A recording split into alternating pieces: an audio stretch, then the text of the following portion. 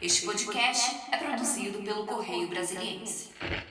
E muitas vezes esse ataque ao meio ambiente vem utilizando como desculpa, por exemplo, o benefício da atividade agrícola no Brasil, né? Da agricultura. Eu sempre falo, a conservação do meio ambiente é a maior parceira de uma agricultura sustentável, de uma agricultura para o futuro. Não vai ter agricultura se não tiver meio ambiente. Então a gente precisa romper esse discurso e efetivamente colocar, né, os dados, as evidências robustas, mas essa é a hora também de dizer para o legislativo, assuma a sua responsabilidade nesse quadro. E se a gente continuar atuando nesse sentido de medidas que efetivamente desmontem a proteção ambiental, esse desastre contratado, ele vai escalar em potência.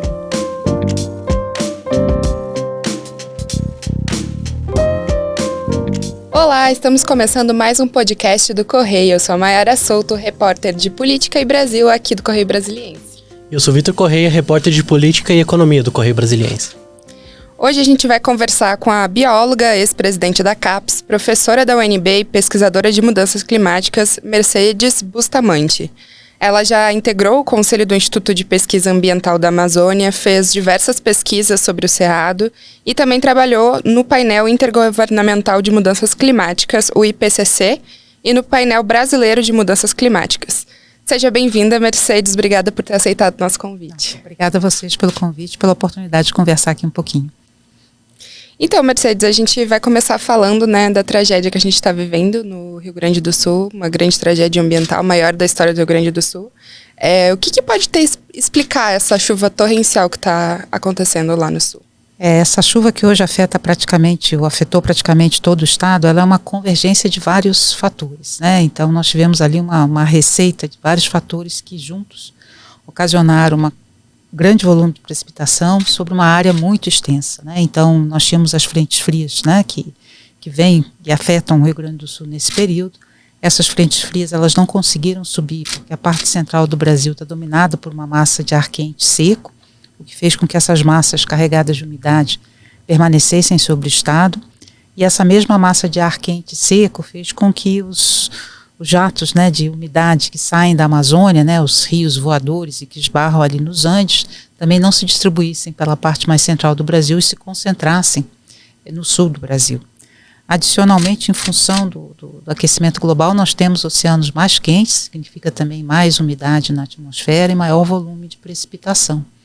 Então, ali nós tivemos a convergência, né, de um efeito de um El Niño que está indo embora, mas ainda foi forte o suficiente para gerar esse impacto, associado a outros processos, né, e muito importante também colocar que encontra, né, uma situação de topografia do estado, da situação das bacias hidrográficas que propiciou esse grande acúmulo de água na superfície, né. Então, o que nós vemos é que mesmo que não esteja chovendo, a água vai escoar muito lentamente. Então, isso também já é uma característica da topografia, do relevo do estado do Rio Grande do Sul.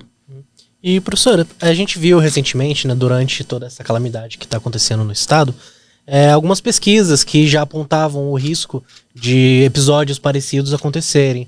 É possível prever uma enchente como essa? É possível... Qual é a capacidade que a gente tem para poder saber o que vai acontecer ou o que pode acontecer, até para a gente poder preparar algumas medidas? O estado do Rio Grande do Sul, ele já era colocado nos modelos climáticos como uma região que sofreria muito com os extremos, tanto de secas como de inundações. E o estado é afetado por esses dois fenômenos que nós temos na nossa região. No El Niño, durante o El Niño, a característica é a gente ter períodos mais secos na parte norte do Brasil, chuvas mais intensas na região sul, e esse El Niño agora vem sendo substituído por uma Laninha, que é o inverso, e aí o Rio Grande do Sul sofre com o outro extremo, que é o da seca. Então, infelizmente, para o estado, ele vai estar sujeito um pouco a essa gangorra, né, de grandes inundações e eventos de seca extrema. Hoje, toda essa região onde o El Niño e a Laninha se desenvolvem, que é no Oceano Pacífico, a gente já tem um sistema de monitoramento, boias oceânicas, monitoramento por satélite, que nos permitem indicar se está se formando um El Niño e se esse El Niño vai ser de baixa ou alta intensidade. Então, todos os países, porque não é só o Brasil que é afetado por esse fator, a partir do momento que eles recebem esse aviso, eles já deveriam disparar sistemas de proteção contra eventuais impactos, né, de um El Niño, por exemplo, mais forte. Então é a situação que nós vivemos de secas na parte norte do Brasil, e aí a gente vê na Amazônia o transporte muito por rios. Se esses rios diminuem o volume, as cidades ficam isoladas. E o que nós vimos no Rio Grande do Sul é o outro lado, a outra manifestação desse fenômeno. E só para também contextualizar um pouquinho para o nosso ouvinte, né? Porque é interessante, mas também muito trágico, que o Rio Grande do Sul ele veio de uma seca de 3 anos, né? Que foi até o começo de 2023, é uma seca que não é típica daquela região, né? Então, da forma como é prolongada. Imediatamente foi atingida primeiro pela enchente de setembro do ano passado e agora por essa que estamos vendo agora. Então, isso tudo tem a ver com essa variação, então, esse ciclo que acaba acontecendo. Exatamente, até está exatamente nesse pêndulo, né, entre esses dois processos e que provocam, então, respostas diferentes, né. Adicionalmente, a gente precisa pensar que é um estado, e há uma preocupação muito grande com a conservação do Pampa, né, que é o bioma típico do Rio Grande do Sul, em que os últimos dados apontam um desmatamento muito grande também do Pampa, né? Então, a partir do momento que a gente tem que pensar nesse processo com uma quantidade de chuva que precipita, que cai, mas aonde essa chuva vai ser recebida, qual é a superfície, qual é a estrutura dessa superfície. Então, numa ausência de vegetação nativa, num processo de urbanização em que não permite a infiltração de água no solo, que o solo está muito impermeabilizado, essa água não tem para onde infiltrar e ela vai escoar superficialmente. Então, quando a gente modifica, isso é muito importante para chamar a atenção de algo que talvez a ciência já vem levantando há muito tempo, que é o cuidado com as nossas bacias hidrográficas. Nós consideramos essa unidade de gestão ambiental a bacia hidrográfica, aquela que concentra todos os processos que acontecem numa determinada área e muito marcados exatamente pelo escoamento da água. Então, quando a gente modifica as bacias hidrográficas, a sua superfície, a gente está modificando a superfície que recebe esse grande volume de precipitação.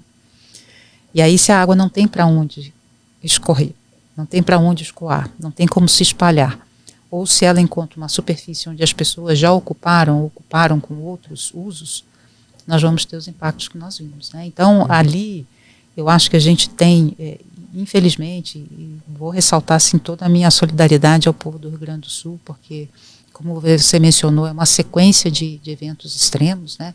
As cidades que vêm sofrendo inundações pela 3ª vez seguida, então é realmente devastador para a população, né? Inclusive psicologicamente, né? Isso destrói, né, as condições de vida das pessoas.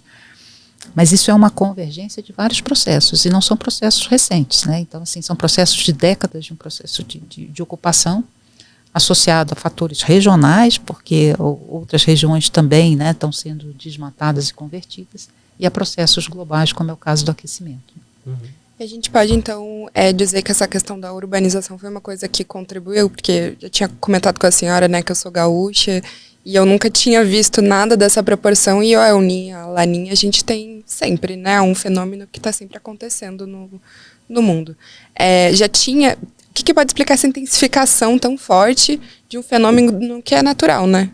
Uma das questões que vem sendo discutida quanto ao aquecimento global é qual é a relação dele com a intensificação e com a maior frequência de fenômenos como o El Niño, né? Então, você citou o El Niño, é um evento que já era conhecido pelas populações pré-colombianas, né, antes da chegada dos europeus, mas o que a gente observa hoje é que ele vai se tornando de maior intensidade. A gente sabe que El Niños muito intensos, nós tivemos grandes secas na Amazônia, 2005, 2010, 2015, que são marcadas por esses eventos. Adicionalmente, o aquecimento, a maior retenção de calor próximo à superfície da Terra, você tem um sistema que está com muito mais energia. E lembra que 2/3 do planeta são cobertos com água pelos oceanos. A chuva que cai nos continentes é derivada da evaporação dos oceanos. Mais calor, mais evaporação, mais água circulando no sistema. Então você vai ter mais extremos de temperatura que vão gerar essas grandes chuvas. Então é importante que a gente comece a pensar que o nosso processo de urbanização, a forma como nós construímos as cidades, ocupamos os territórios, foram baseadas num clima que a gente não vai ter mais.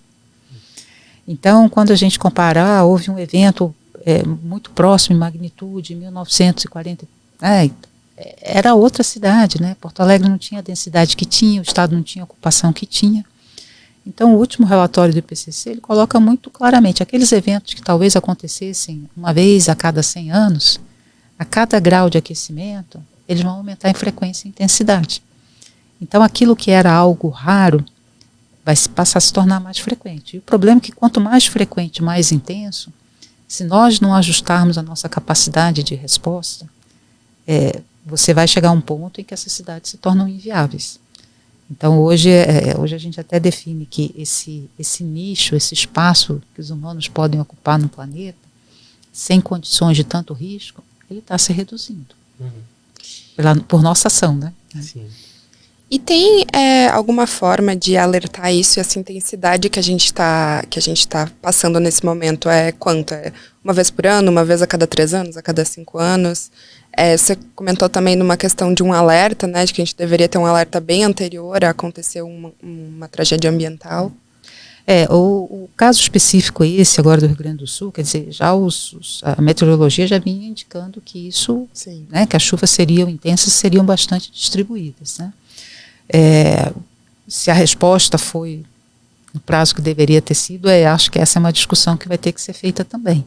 Agora, a questão nesse processo de preparação, se eu alerto a população, né, para onde elas vão, para onde as pessoas vão.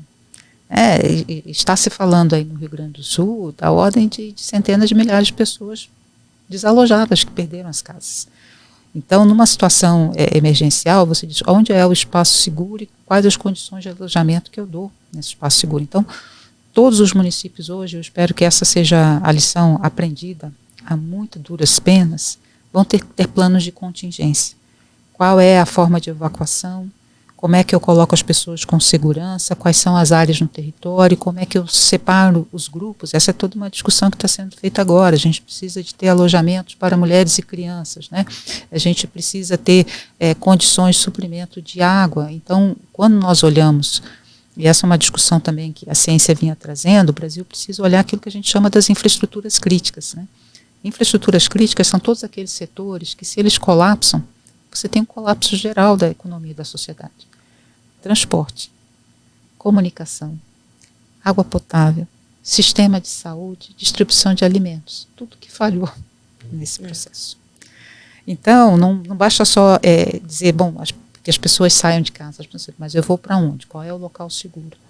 E nesse local seguro, quais as condições que eu vou ter? Então, você vai ter que ter água, alimentação, condições de acolhimento e recepção das pessoas, né? Então, novamente, você precisa ter profissionais treinados para lidar com as pessoas nessa condição de estresse absoluto, né? De perder tudo, muitas delas que se separam dos seus familiares, e até a questão da própria segurança, né? Porque as pessoas muitas vezes com medo de sair das suas casas, com medo que as casas sejam roubadas, etc., Sim. Invadidas. Como aconteceu muito, né, agora. Nessa então, até essa questão da segurança pública, ela tem que estar dentro desse plano de contingência. Eu acho que isso hoje, qualquer município do Brasil, independente do tamanho, se está ou não no mapa desses desastres, porque pode vir a estar se a gente não resolver a questão do aquecimento global, vai ter que ter esse plano de contingência. Eu ia até comentar isso, né, porque indo para essa questão da infraestrutura e da localização das cidades, porque um dado que a gente viu, inclusive do próprio ministro das cidades, do Jader Filho, essa semana, e da equipe do Ministério também, é que 200 das mais de 400 cidades afetadas não estavam em áreas consideradas de risco, nunca tinham passado por enchente, não existia a possibilidade daquilo acontecer, né, pelo menos no planejamento público.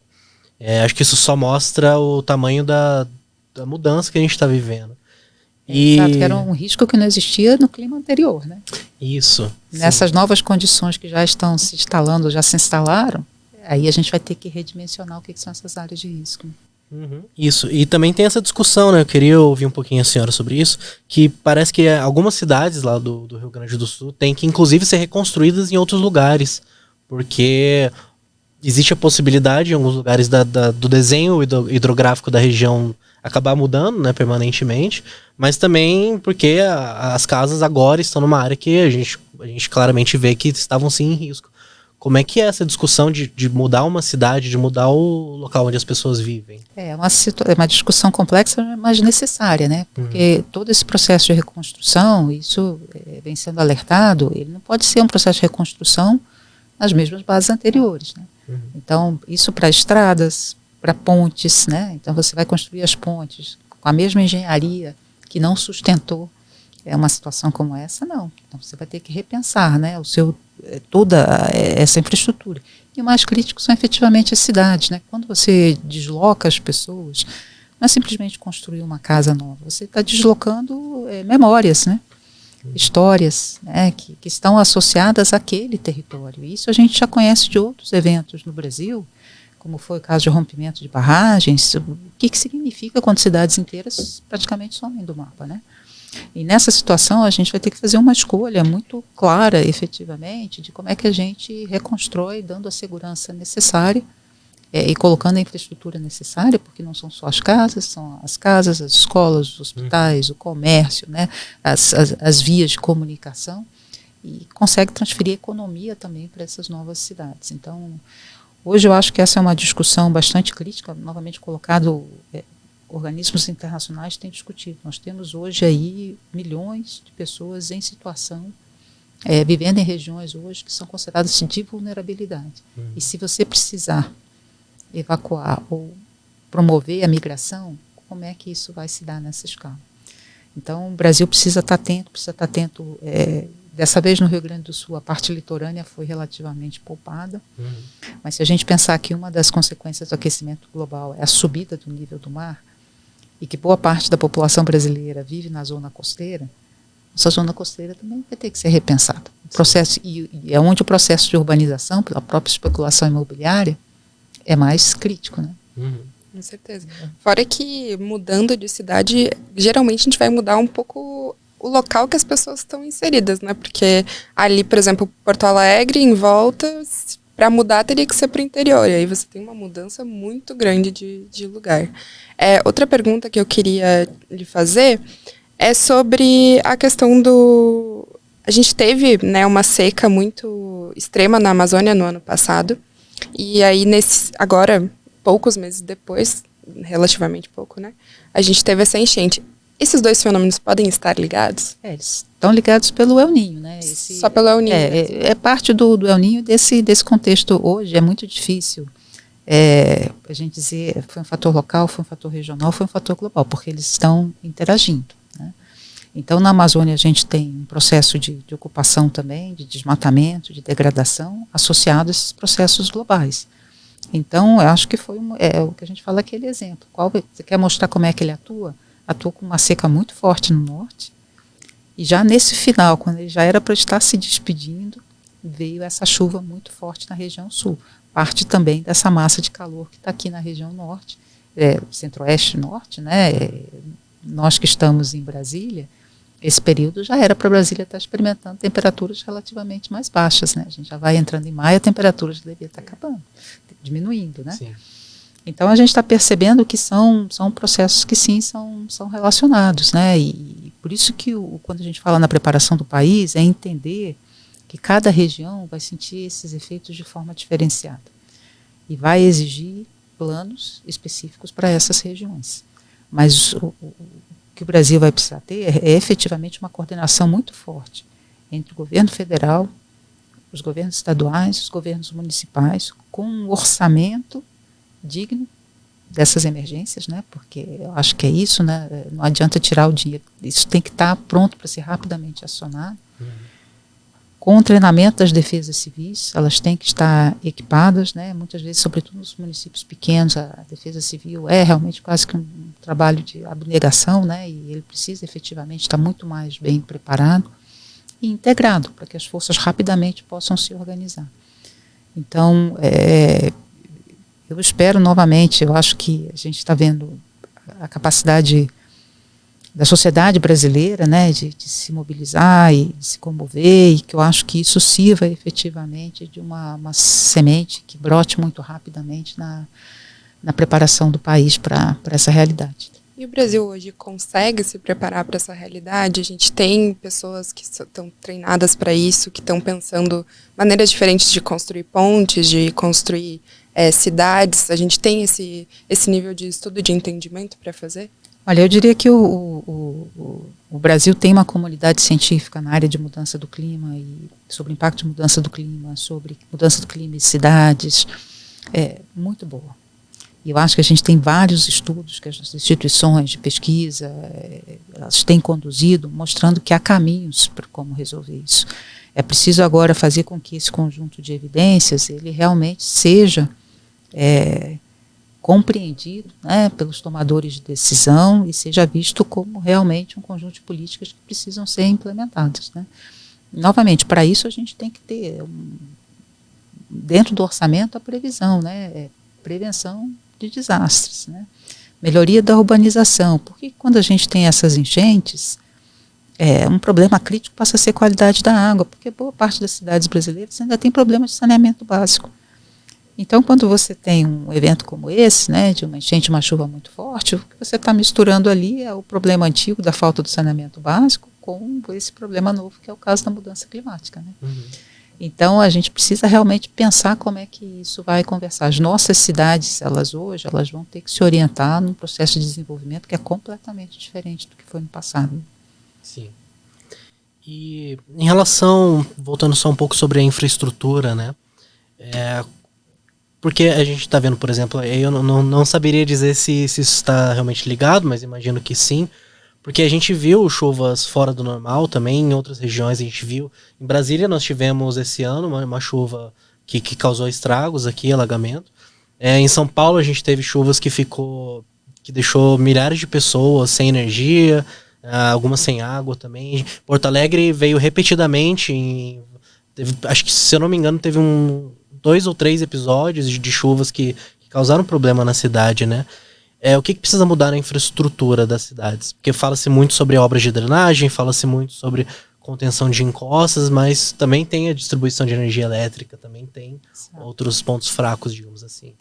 É preciso avaliar, né, quando as nossas cidades foram construídas, normalmente, e aqui eu já vivo em Brasília há 30 anos, né, então tem essa série que eu falo 3 décadas para ver como é que isso foi mudando, né? E isso em várias cidades, né? A ciência já coloca isso estatisticamente, né? O padrão de precipitação está mudando, em vez de você ter aquelas chuvas distribuídas ao longo do dia ou na estação, você vai tendo, por conta do acúmulo de calor, né? Caem aquelas pancadas de chuvas muito fortes, geralmente por volta de 6 da tarde, que a gente sabe, está saindo do trabalho, cai a chuva. E muito concentradas. Então, pega uma cidade impermeabilizada que construiu a sua malha de drenagem não para eventos de chuva concentrados, mas para eventos de chuvas dispersos. Então, às vezes, não é nem o volume, mas o tempo em que aquele volume de água cai, que não tem como escoar naquele curto espaço de tempo e a água se acumula. Então, isso que a gente está colocando. Bom, eu construí essa rede de drenagem para uma outra realidade. Adicionalmente, todas aquelas áreas naturais, as áreas verdes, as áreas de várzea, que poderiam funcionar como esponjas ou como áreas, né, de reduzir o impacto da chuva, elas foram sendo perdidas nas cidades. Então, novamente pegando Brasília como um exemplo, que é uma cidade que ainda tem bastante áreas verdes, né? Mas mesmo assim a gente vem observando as nossas áreas protegidas já cercadas por um processo de urbanização. Essas áreas verdes dentro da cidade têm a função de amenizar, de aumentar essa infiltração de água e diminuir esse escoamento de água. Então, naquilo que hoje a gente pode repensar, é importante que a gente comece a repensar os planos diretores de ordenamento territorial. Tem que ser plano diretor de ordenamento territorial com essa visão de futuro. Você citou, por exemplo, a questão da rede elétrica, né? Nova York é uma cidade que é um exemplo. Eles têm muita rede elétrica subterrânea. Quando, né, houve um evento extremo que se alagou subterrâneo, metrô, etc., eles perceberam, opa, a gente vai precisar de resolver isso aqui, porque parte vai ter que ser aéreo, porque eu não posso depender só de uma rede subterrânea, uma cidade que também está próxima, né, à região, com impacto, né, de eventos extremos, e eu não vou ter como garantir o fornecimento de energia. Só para pegar um outro exemplo, Miami, né? Miami é uma cidade que já precisa bombear água para fora da cidade, e isso, inclusive, vem provocando um deslocamento, né? Dos terrenos mais caros agora passam a ser aqueles terrenos que as pessoas não queriam, que são os mais longe da costa, nas porções mais altas. Então, a gente também tem que estar preparado para, nessa discussão desse desenho das cidades, não acabar aumentando a desigualdade. Sim. Então, assim, aquelas pessoas que já estão em condições precárias, numa situação em que você mude o desenho da cidade, mude a especulação imobiliária, acabe colocando esses grupos mais vulneráveis em situações ainda mais precárias. Então, é também uma oportunidade para a gente repensar a desigualdade que a gente tem dentro das cidades. Mas eu não tenho dúvida, transporte, fornecimento de energia, sobretudo fornecimento de água, dentro das cidades vão ter que ser estruturas resilientes ao clima. Porque é o que a gente está vendo hoje, quando você pergunta para a população o que vocês estão precisando mais? Água. Que a gente teve várias estações alagadas, né? Exatamente. Que também é a questão que você falou, ser em cima ou embaixo e aí vai ser afetado de alguma forma. Então, nesses planos de contingência, a gente tem que ver o quanto que as nossas estruturas, normalmente a gente calcula assim, pela média. Mas eu falo que a média é a composição de extremos, né? Então, agora a gente vai ter que pensar, se os meus extremos estão mudando, eu tenho que calcular de uma outra forma, né? E isso leva tempo, não é simples, né? É complexo, mas quanto mais tempo a gente demorar para começar, mais difícil e mais caro vai ficar. O processo agora de reconstrução do Rio Grande do Sul, como você citou, né? Passa pelo terceiro evento em menos de, um ano de 2023 para 2024. Para você reconstruir uma cidade que já foi destruída 3 vezes, Sim. É muito mais difícil, né? Então, essa sinalização, adiar é a pior opção que a gente pode fazer no momento. E a senhora participou de vários estudos sobre mitigação desse tipo de tragédia ambiental. O que pode ser feito, além desse planejamento, agora que a gente já tem essa noção, de onde é que pode começar esse planejamento? Quando o relatório do IPCC, que ganhou o prêmio Nobel, né, foi lançado lá em 2007, né, tem uma frase que foi muito comentada, né, que eram 3 situações, né, mitigar, adaptar ou sofrer, né. Mitigar é você reduzir os processos que causam mudança climática, então diminuir as emissões de gases de efeito estufa. Quanto mais rápido a gente mitigar e de forma mais consistente, menos a gente vai precisar de adaptar, porque adaptar é lidar com os impactos da mudança climática. E se a gente não adaptar mais, a gente vai sofrer.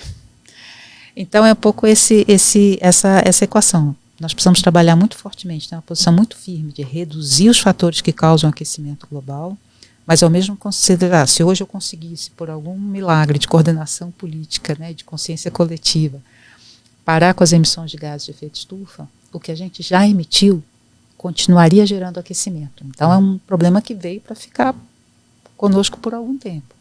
Então significa que a adaptação é necessária. Então a gente tem que trabalhar, se a gente trabalhar bem mitigação e adaptação, a gente reduz o sofrimento. Eu acho que essa tem que ser a nossa escolha. A gente não pode nunca escolher o caminho do sofrimento. A gente tem que escolher o caminho que reduz ou evita o sofrimento, né? E também sobre a questão climática, né, e também sobre o cuidado com o meio ambiente em geral, como é que você avalia, por parte do poder público, essa discussão? Porque, do ponto de vista dos pesquisadores, isso é um tema muito antigo. Mas parece que só agora a gente está vendo no debate público algumas medidas sendo tomadas nessa direção. Como é que você avalia essa, digamos assim, essa demora, essa ação ou falta de ação? Nós tivemos um retrocesso muito significativo, né, no governo federal anterior, com relação à pauta ambiental. Várias ações importantes foram paralisadas, conselhos, né, foram desconstituídos, né, conselhos de meio ambiente muito importantes. Isso, infelizmente, teve uma repercussão também, uma propagação em alguns governos estaduais. E hoje, mesmo com a mudança no executivo, a gente percebe que essa estratégia de desmonte ambiental, ela tem muita força ainda no Legislativo Federal. Então, nós temos acompanhado 2023, 2024, né, várias propostas que vêm agravando o problema da conservação do meio ambiente no Brasil. E muitas vezes esse ataque ao meio ambiente vem utilizando como desculpa, por exemplo, o benefício da atividade agrícola no Brasil, né, da agricultura. Eu sempre falo, a conservação do meio ambiente é a maior parceira de uma agricultura sustentável, de uma agricultura para o futuro. Não vai ter agricultura se não tiver meio ambiente. Então a gente precisa romper esse discurso e efetivamente colocar, né, os dados, as evidências robustas, mas essa é a hora também de dizer para o legislativo: assuma a sua responsabilidade nesse quadro. E se a gente continuar atuando nesse sentido de medidas que efetivamente desmontem a proteção ambiental, esse desastre contratado, ele vai escalar em potência, né? E a agricultura é uma das áreas mais afetadas pela mudança climática. A gente está vendo agora a produção de arroz, tem, se não me engano, 1,6 milhão de toneladas que estavam nos campos e foram destruídas. A gente já viu também o aumento no preço dos alimentos no começo do ano também, por questões climáticas, né? Então é de interesse do agronegócio que se adapte e tente mitigar um pouco esses efeitos. A agricultura efeitos. Precisa de um clima estável, precisa de um solo saudável, né? Precisa de ter regularidade, por exemplo, na chuva, né? O agricultor precisa saber quando é que ele vai plantar, quando é que ele vai colher. Isso depende desse calendário de chuvas. A parte laboral, né? Isso também é outro dado da mudança climática. O aumento da temperatura vai impactar justamente os trabalhadores que exercem atividades ao ar livre. Qual é o setor onde a atividade é ao ar livre? É a agricultura. Então, eu acho que o setor precisa se dizer, ao proteger o meio ambiente, ele também se protege. E é preciso romper esse discurso político que tem sido utilizado como esse rolo compressor contra a legislação de proteção ambiental. Isso é uma falácia, né? A senhora acha que a gente está conseguindo, aos poucos, ir rompendo com essa ideia? O que ainda precisa ser feito? Olha, a informação científica robusta existe, ela tem sido divulgada, ela está ao alcance, né, dos tomadores de decisão. Eu espero realmente que no próximo período eleitoral, agora nas eleições municipais, isso passe a ser um tema de pauta das eleições municipais, dentro dos municípios. O que eu posso fazer para a proteção ambiental e como é que eu posso cobrar também quem está defendendo o meu estado no âmbito federal. Que isso passe a ser realmente uma pauta relevante, não é uma pauta agora de um nicho, né? Deixou de ser a pauta de um determinado setor, é uma pauta do Brasil, porque é uma pauta de segurança pública, é uma pauta de saúde, é uma pauta de economia, né? Então é uma pauta de futuro, né?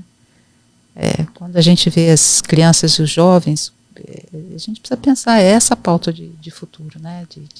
De proteção das condições de vida adequadas para eles, né? Então, eu só lamento realmente que essa consciência venha aparecer só ao custo altíssimo que o Estado do Rio Grande do Sul está pagando agora, né?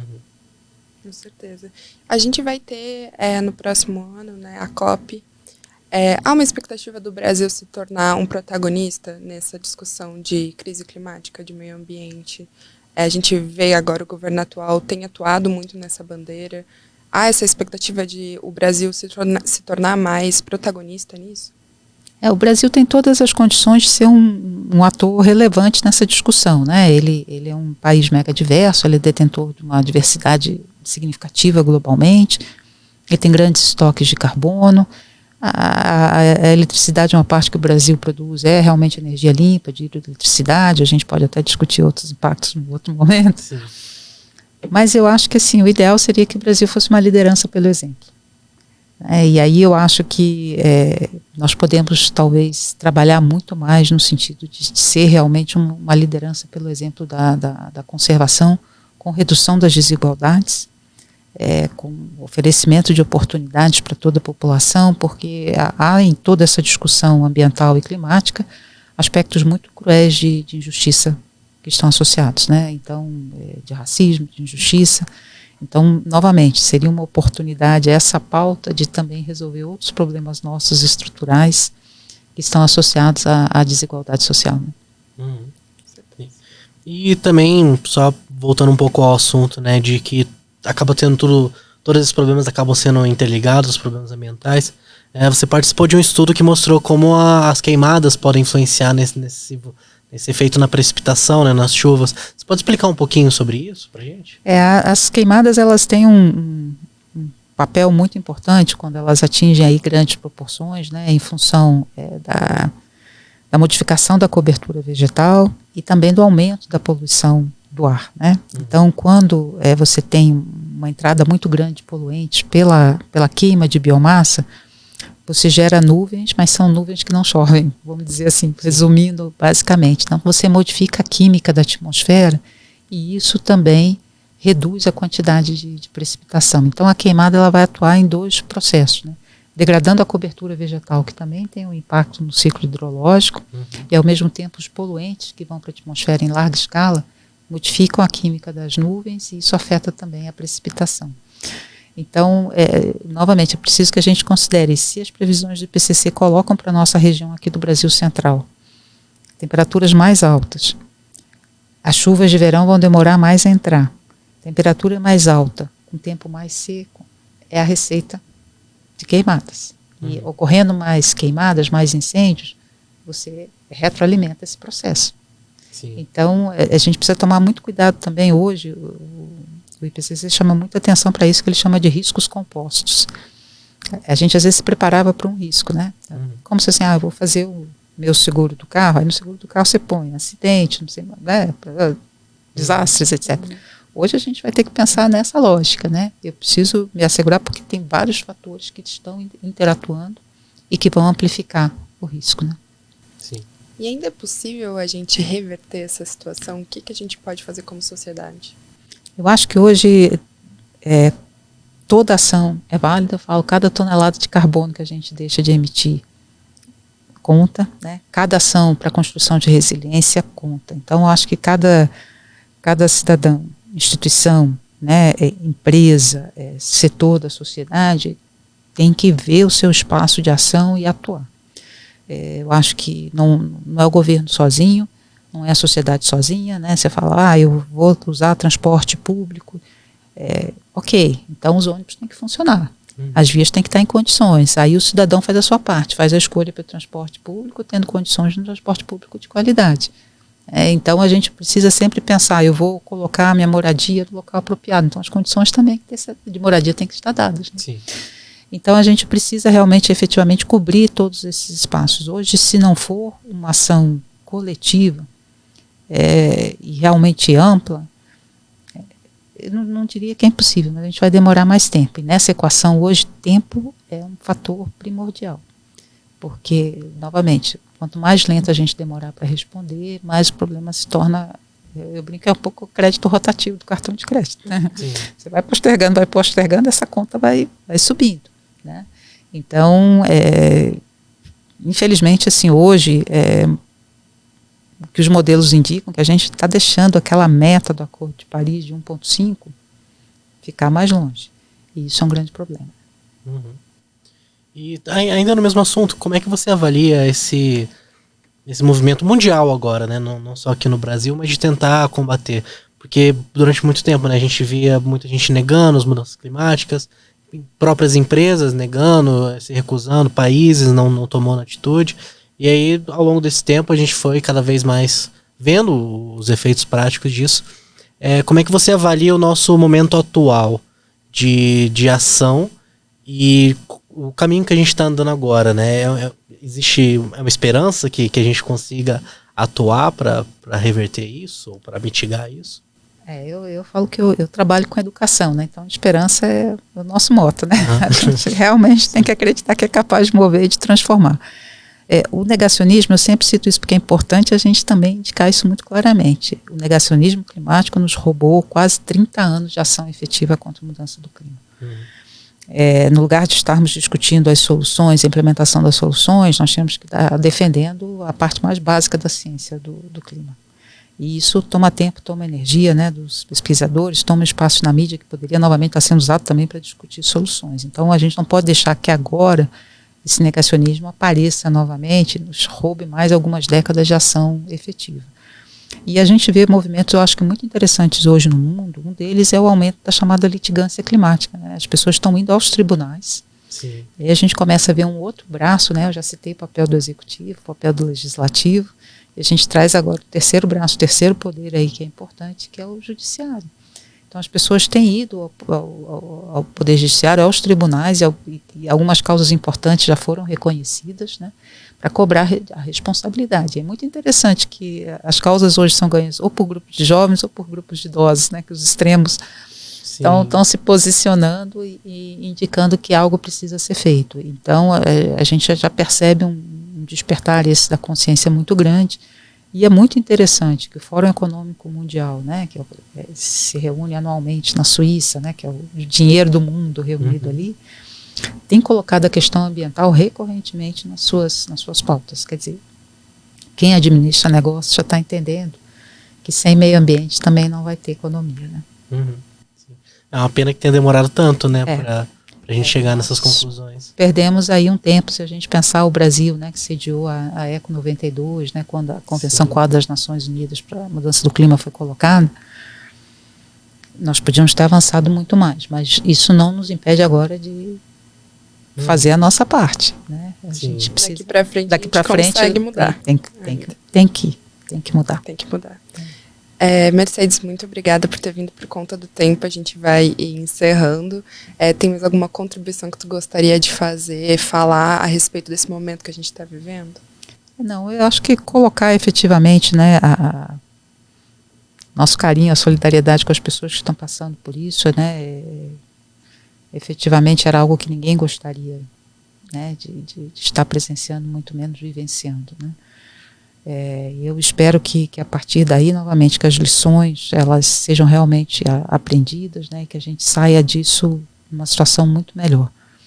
E só reforçando, né, já citei assim, meu papel como educadora, né, e nós temos uma dívida com essas crianças e jovens que vão colher as consequências das ações que não foram feitas nas últimas décadas, né? Então, em nome também dessas crianças e jovens, a gente tem essa responsabilidade de atuar muito fortemente, né? Certo. Eu também agradeço a sua presença aqui no podcast, Mercedes, muito obrigado. E também agradeço a todo mundo que nos acompanharam mais essa edição do podcast do Correio. E continuem ligados. Até a próxima. Nos assistam nas redes sociais e continuem acompanhando. Até a próxima. Obrigada.